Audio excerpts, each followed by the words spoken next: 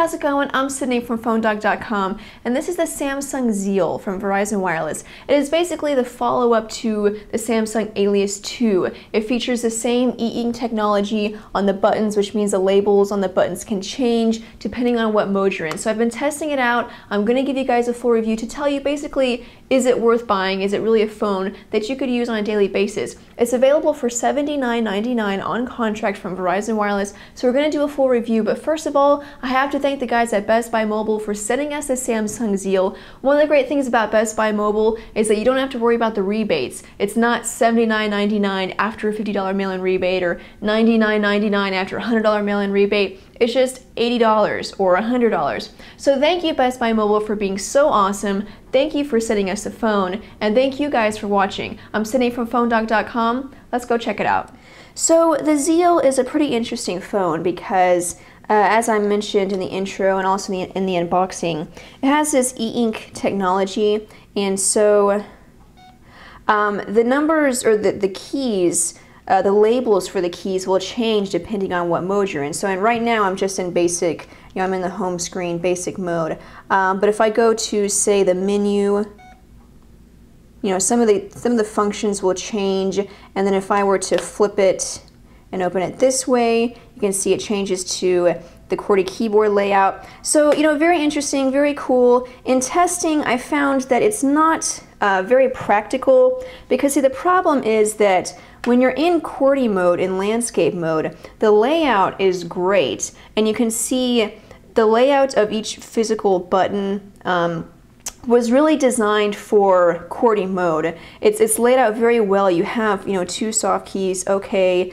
you have the letters, a D-pad. Every key has a label, and it's just a very nice layout. It's very comfortable to use. It's very easy. Whereas when you go to portrait mode, it's kind of like they're trying to make it fit the same physical layout. So you have, you have blank buttons, you have, a key that's, pretty large for just, a small symbol. Then you have, the same thing with these two keys. So, it was really made to be in landscape mode, and then they found some way to fit all of these buttons, all of these labels, in portrait mode. So, it's in portrait mode, it's not very comfortable, and then, I had the problem of with, end and send. A lot of times on other phones, these will be larger, or they'll be, green or red. They kind of stand out more, so they're easier to find. If I want to get out of something, I just find the big red button and I push it. So, whereas, I didn't have that luxury. So,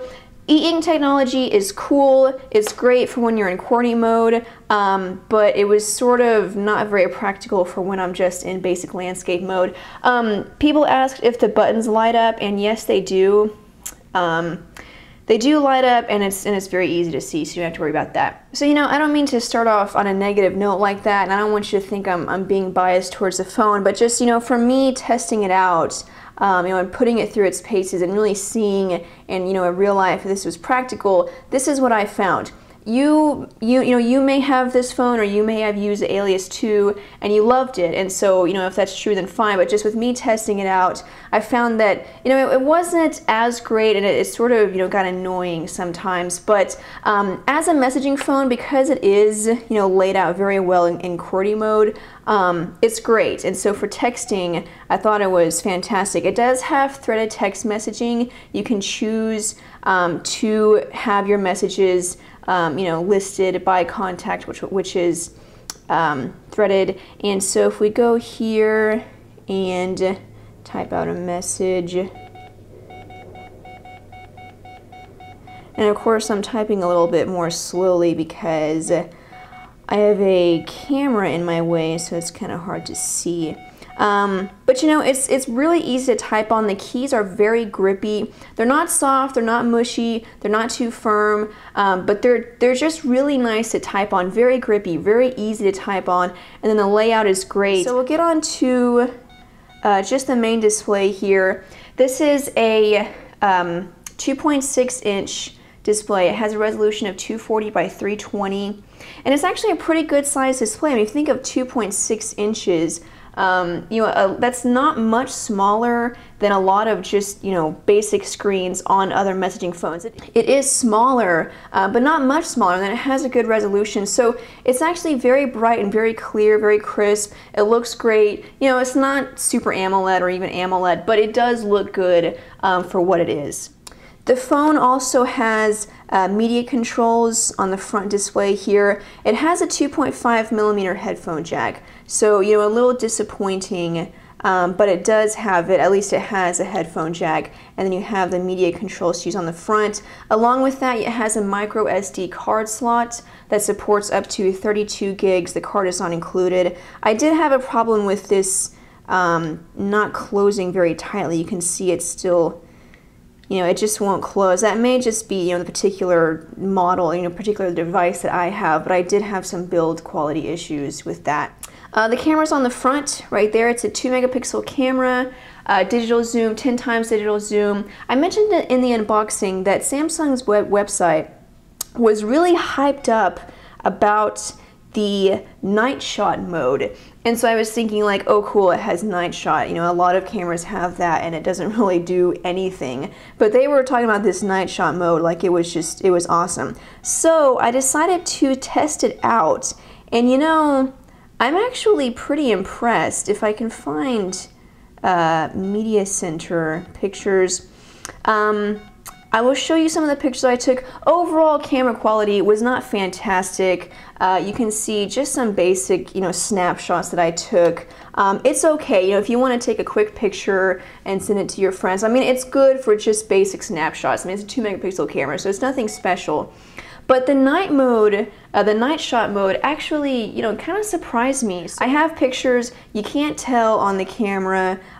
See, from the camera you can't even tell what it's a picture of. It's a picture of a phone. But if you were to actually see this in person, the picture actually came out quite well. I was in a room, it wasn't quite pitch black, but it was still pretty dark, not a lot of light, and I couldn't really even see the image on the screen when I was taking it. But once it actually took the photo and processed it, it actually came out very well, and you can't tell, but trust me, the night shot mode was actually very impressive. So kudos to Samsung for delivering on that. But overall, camera performance was pretty standard. Now it does have an 880 milliamp hour battery right here, and battery performance was actually pretty good. I got nearly a week on standby. Now that's on standby. Once I actually started using it, it's gonna, once I started using the camera, taking a lot of pictures, using the night shot mode, the battery kind of drained pretty fast because I was doing a lot of, data and battery intensive processes. So I'd say, with normal to typical use, it'll probably last about 2 days. But even then, it's not bad. And having an 880 milliamp hour battery, that's sort of, kind of a small battery. But standby, it was great. And then just with normal use, it was pretty good. 2 days is not bad. So other than that, with the phone, you get just, basic options. You do have social beats, so you can access Twitter, Facebook, MySpace. You also have an RSS feeder. You can have mobile email. You're gonna have to pay for data on all of these features, and any sort of data processes like email and web browsing, it's not going to be fantastic, but just showing that you do have those, and you also have VZ Navigator.